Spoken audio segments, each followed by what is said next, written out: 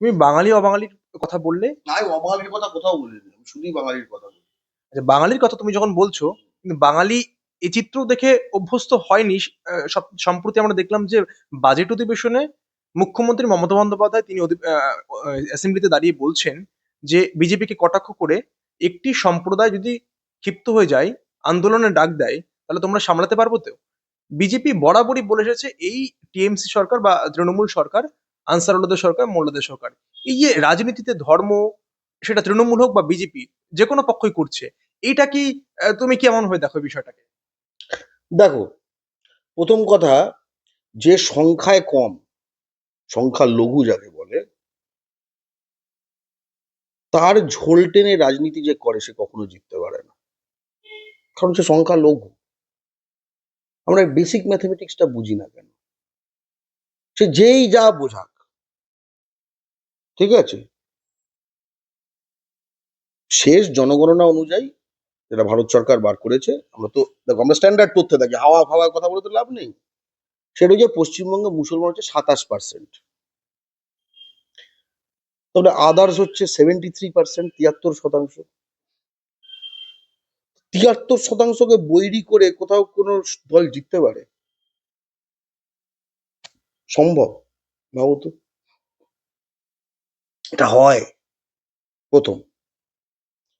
দ্বিতীয় কথা হচ্ছে, আমরা যদি আহ, গত লোকসভা নির্বাচনটা দেখি, লেটেস্ট, ঠিক আছে, বা বিধানসভায় যদি দেখো, তো লোকসভার ট্রেন্ড একটু অন্যরকম হয়, বিধানসভাটাই গুরুত্বপূর্ণ। গত বিধানসভায় যে সিটে, ধরো, আহ, হিন্দু 90%-এর ওপর, 90 বা 90%-এর ওপর হিন্দু, এরকম সিট আছে, তাই তো? 80 বা 80%-এর ওপর হিন্দু, এরকম সিট আছে। 90%-এর ওপর হিন্দু এই সিটগুলোর মধ্যে অধিকাংশ জিতেছে কোন দল? উত্তর বিজেপি নয়, তৃণমূল। 80%-এর ওপর হিন্দু যে সিটে, তার অধিকাংশ জিতেছে কোন দল? পশ্চিমবঙ্গের কথা বলছি। উত্তর হচ্ছে বিজেপি নয়, তৃণমূল। আমি জাস্ট তথ্য বলছি, এটা ভালো না খারাপ না কি সেটা পরের কথা, ঠিক আছে? যেরকম ইউসুফ পাঠান জিতেছে, এটা খারাপ হয়েছে, আমি তো ক্লিয়ারলি বললাম, তাই না? এটা তো খুব ভালো। অধীর রঞ্জন চৌধুরী হেরে যাওয়াটা খুব ক্ষতি হয়েছে, একটা বাঙালি তো একটা স্টেজারে পৌঁছেছিল, তাই না? তার মানে এই হিন্দু মানে বিজেপি, এরা এটা করছে ওরা ওটা করছে, ব্যাপারটা এত সিম্পলিস্টিক না। প্রথমত, সবচেয়ে বেশি মুসলমান শতাংশ পশ্চিমবঙ্গে আছে যে লোকসভা সিটগুলোতে, সেগুলো হচ্ছে, ধরো, যে জেলা, মালদা, মুর্শিদাবাদ, উত্তর দিনাজপুর, ঠিক আছে, এই বেল্টটা শতাংশের দিক থেকে almost 50%, 50% above. Malda, Murshidabad 50% above, উত্তর দিনাজপুর অ্যারাউন্ড 50, টাই টাই, বেশিও থাকতে পারে, মানে 48 to 55, কিছু একটা এরকম একটা নাম্বার, ঠিক আছে, হোয়াট এভার। রায়গঞ্জে তৃণমূল হেরেছে, দক্ষিণ মালদায় তৃণমূল হেরেছে, উত্তর মালদায় তৃণমূল হেরেছে, বহরমপুরটা বার করেছে তৃণমূল। তার মানে এটা কি? বিরাট মুসলমান বেশি এরম জায়গায় লেটেস্ট তুমি যখন দেখছো তৃণমূল নানা জায়গায় হেরেছে। বিরাট হিন্দু বেশি, 80%, 90%, সেখানে বেশিরভাগ সিট তৃণমূল জিতেছে। ব্যাপারটা এত সিম্পলিস্টিক না, এত সিম্পলিস্টিক না। এইটুকু একটা কথা আমি বলতে চাই। অন্য একটা কথা, এই এই জিনিসগুলোর থেকে, কারণ এই যে কথাগুলো বললাম আমি শুধু তথ্য দিয়ে যাবো ভাই, পারসেপশনে না। একই সঙ্গে অন্য একটা জিনিস কথা বলবো, সেটা মমতা বন্দ্যোপাধ্যায়কে বলছি, সেটা শুভেন্দু অধিকারীকে বলছি, সেটা সুজন চক্রবর্তীকে বলছি, সকলকে,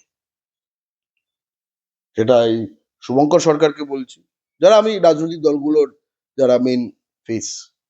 বিজেপির আর কি বলবে? বিজেপি যে কথাগুলো বলছে, বিজেপির অধিকাংশ লোকই তো তৃণমূলের লোক।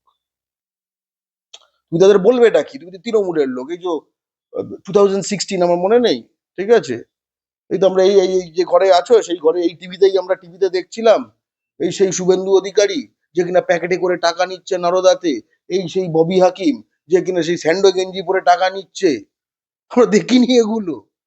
সেখানে এইসব ব্যক্তিরা যখন হিন্দু, মুসলিম এই টাইপের কথা বলবে, যারা প্যাকেটে করে অন ক্যামেরা টাকা নেয় শুভেন্দু ববির মতো, তখন তার মানে আমাদের বুঝতে হবে যে আমরা যারা হিন্দু বা কেউ যদি মুসলমান হয়, এ ভাই মানে মানে এইসব ছ্যাঁচড় ফ্যাচরদের থেকে তো আমরা অন্তত আমাদের ধর্মীয় পরিচয় আইডেন্টিটি কোশ্চেনগুলো তো দূরে রাখবো অন্তত, তাই না? ওকে, আমরা তো একটা কথা বলি, ববি শুভেন্দু ভাই ভাই জেলার ভিতরে দেখতে চাই। লোকে কি বলে, এই একটু আগে বলছে তৃণমূলের বি টিম। এই দেখো, যারা আসলে আমরা দলদাস নই, যারা যারা বলে দলদাস নয় তারা রিপিট করুক এই কথাটা।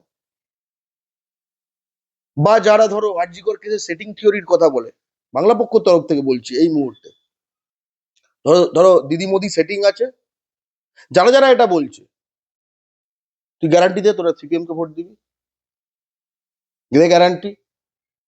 আমরা ঘোষণা করছি দিদি মোদি সেটিং আছে, তাই আমরা সিপিএম কে ভোট দেবো, তুই দিবি? তারপরে তুই সেটিং ফেটিং গুলো বিশ্বাসও করিস না, বা বিশ্বাস করলেও তোর কিছু এসে যায় না।